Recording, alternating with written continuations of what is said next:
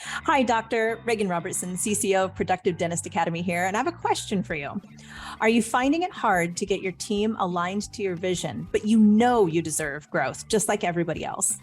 That's why we've created the PDA Productivity Workshop. For nearly 20 years, PDA workshops have helped dentists just like you align their teams, get control of scheduling, and create productive practices that they love walking into every day. Just imagine how you will feel when you know your schedule is productive, your systems are humming, and your team is aligned to your vision. It's simple, but it's not necessarily easy. We can help. Visit productivedentist.com/workshop. That's productivedentist.com/workshop to secure your seats now. When I hired people back in the day, 35 years ago, I expected them to know how I do things. Even though I hired a dental assistant, I expected you to know how to be a dental assistant. I hired somebody at the front office, I expected them to know how to do the front office. But I was so wrong in thinking that. I just was wrong because I want them to know how I do it. And the only way that I can get them to do the way I do it is by a transfer of knowledge, teaching, educating, working with them day in and day out. Hello, everyone. This is Dr. Bruce B. Baird, and you're listening to the Productive Dentist Podcast. In this podcast, I will give you everything that I've learned over the last 40 years in dentistry, working with thousands of dentists. I'll tell you, it's not that my way is the only way. It's just one that has worked extremely well for me, and I'd love to share that with you so you too can enjoy the choices and lifestyle that productivity allows. More time for things you love, increased pay, better team relationships, and lowered stress. Let's get into it with this week's episode of the Productive Dentist Podcast.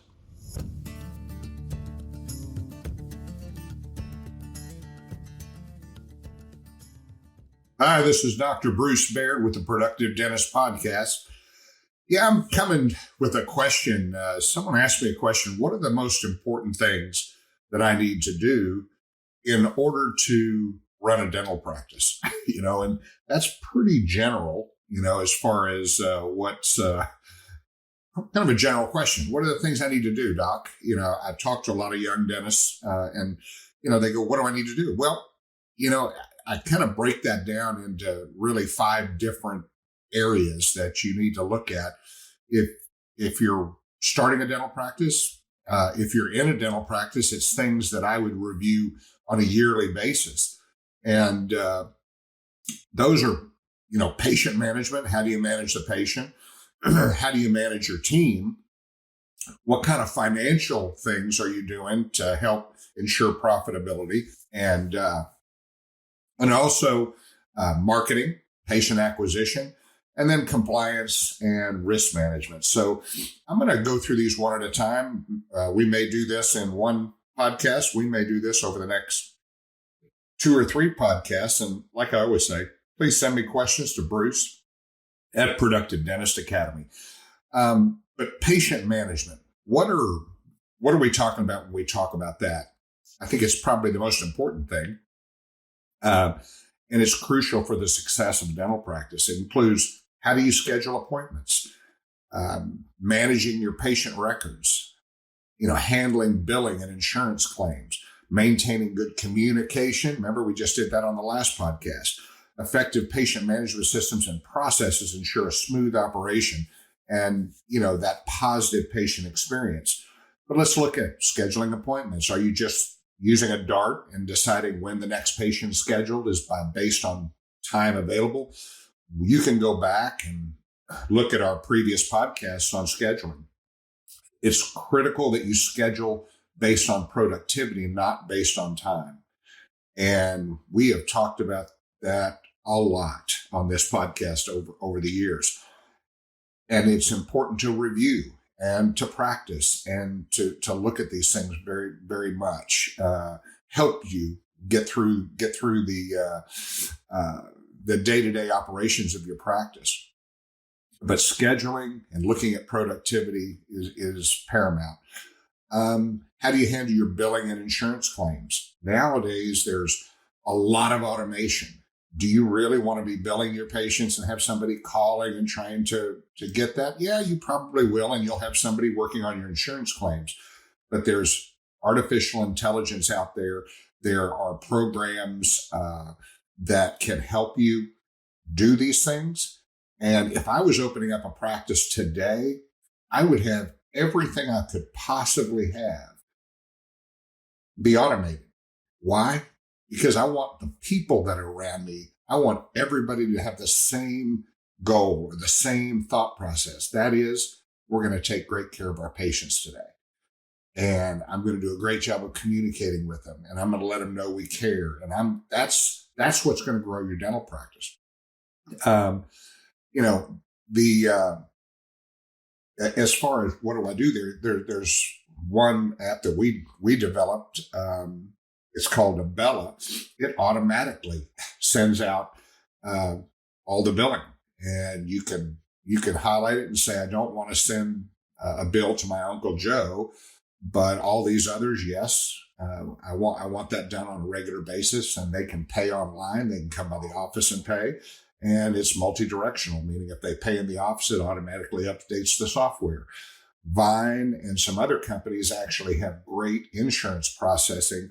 And the more you can automate, the better your business is going to be. Now, what about staff? What about your team management? That's the second highlight. And really, when I hired people back in the day, 35 years ago, I expected them to know how I do things. Even though I hired a dental assistant, I expected you to know how to be a dental assistant. I hired somebody at the front office. I expected them to know how to do the front office. But I was so wrong in thinking that. I just was wrong, because I want them to know how I do it. And the only way that I can get them to do the way I do it is by a transfer of knowledge, teaching, educating, working with them day in and day out. That became part, and I didn't do it for 15 to 20 years when I first started. I really didn't. I was frustrated. I was a bad boss, and I've told you guys that. I just expected you to know how to do it. And it just isn't fair. And I spent the next 20 years educating, teaching my team. What that does is it builds a great family. When they know that you have an interest in them and you're working with them and you're constantly giving them feedback, to me, it just changes the expectation, changes things. So with your staff and with your team, get to know them, and then if they're not getting the job done, keep training. And then finally, if they just don't get it, well, now it's time to find them a new happy place. May not be in your office, but don't get rid of people or don't have them quit because you're not willing to tell them how you really want it done. It's not very fair. And I see that happen over and over and over again. But effective staff maintenance, it helps optimize your productivity, and it truly enhances patient care. Because, when my eyes are rolling and I'm going, oh, I guess I don't need a mirror for this exam, and, the trays aren't set up properly, or, that is the kind of stuff that causes stress in the practice. And when you have stress in the practice, what does that do to your productivity? It goes down. So every day I would try, when I was leaving the office, I'd go, hey guys, thanks so much. Thanks, Gay. Thanks, Summer. Thanks, Shannon. Thank you. I would say that out loud to all of them, but then individually during the day, I would say, oh man, I'm so thankful for you, and that might happen once a week. And so those are the kind of things that are going to change your trajectory as a dentist. It really is. And out of all the things that are important, yes, you got to do all the other things. But to me, probably learning to communicate effectively is number one, and really teaching and training your team is probably the second most important thing. And what about financial management? How do you look at financial management? That's the third thing that I look at. But financial management, you've got to have a plan. What I like to do is we set goals, we set benchmarks, we set daily goals, we set hourly goals. And that's something that Productive Dentist Academy started 20 years ago before people even looked at what's your production per hour. And the reason I wanted to break it down to the smallest unit possible. This is production per hour. What is your associate doing per hour? What's your hygienist doing per hour? What am I doing per hour? The average dentist in the U.S. produces about $425 an hour. That's fluctuated a little bit during COVID, but it's still $425 an hour. And we've talked about that's $3,400 a day. $3,400 a day is not a lot of dentistry, but if you haven't set a goal, if you don't know where you're at, then how is it that you're going to improve and get better? What are the things you're going to be thinking about to get better? And when we go back to scheduling properly, scheduling becomes a big deal because I'm scheduling based on my goals. And if your goals are $500 an hour, well, then you have certain goals. If it's $800 an hour, you have certain goals to meet each day. And scheduling has to be done that way. The team has to understand it. It's funny, as at Productive Dentist, we've been teaching productive scheduling based on productivity for years. But it's so much fun because we have a lot of what we call repeat offenders come back to our seminars, and they're bringing the team with them. Some of them are new, and they go, "Hey, I need them to understand this. I need them to understand this, scheduling by productivity." And the one nice thing about, I think, our programs is 2.5 days long. We have breakout sessions. So we actually force you to communicate with your team. And it's in a kind of a safe environment. Everybody's excited about learning new things, and you're able to sit down and answer questions. We have our people there that can also help, but it gets you and your team on that mode for scheduling to productivity, to tracking your revenue, budgeting, financial management. I asked this question over the years: how many of you run your practice on a spreadsheet that, looks at profitability, looks at budget to actual, meaning I have a budgeted amount for every single expenditure in our practice. And all I had to do to manage that business was to look at the day-to-day operations. All I had to do was look at day-to-day in our QuickBooks.